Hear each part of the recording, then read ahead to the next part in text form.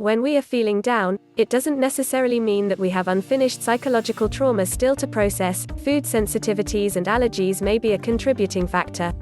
In 2010, a study conducted by researchers at the University of Bergen in Norway found that people with symptoms of food sensitivities and allergies were more likely to suffer from anxiety and depression, as well as gastrointestinal difficulties.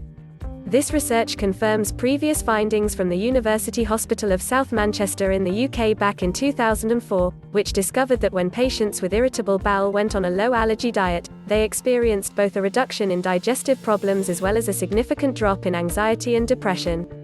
The more we know about food sensitivities and allergies, the more we can see that what happens in our gut affects both body and mind. Foods that lead to allergies and sensitivities cause increases in inflammatory chemicals, such as histamine, cytokines, and prostaglandins, which then can affect both the digestive tract, the heart and the nervous system in a negative way.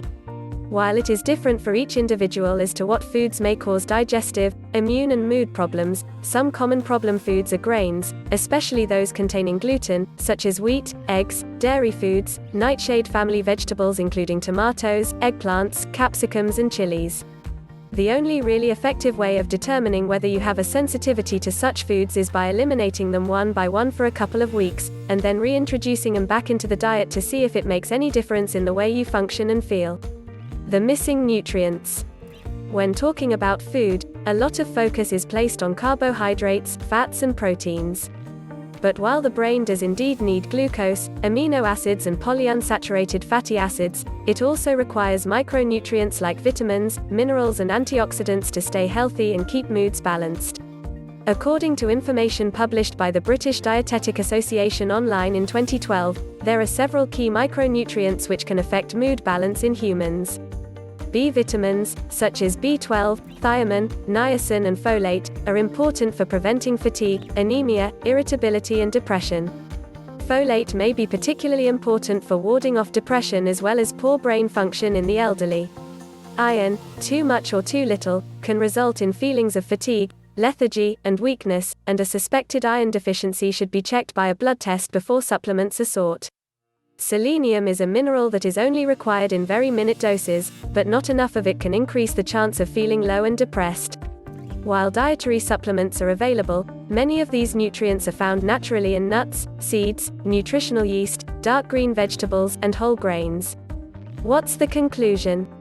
Not all of your emotions are the result of your food choices, but there is a growing body of evidence that some emotions, like anxiety and depression, have a direct relationship with the foods you eat. Nutrition is not the whole picture, of course, but it is an undeniable fact that far too many people on a Western diet, with its processed foods high in fats and simple sugars and low in nutrients, miss out completely on the foods essential for mental and emotional stability and robust good health.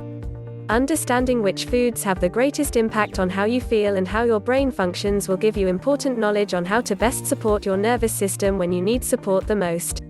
Important notice: the information contained in this article is not intended as a replacement for medical advice or treatment. Any person with a condition requiring medical attention should consult a qualified medical practitioner or suitably qualified therapist. If you have been prescribed medication, make sure you consult your doctor before reducing or discontinuing its use.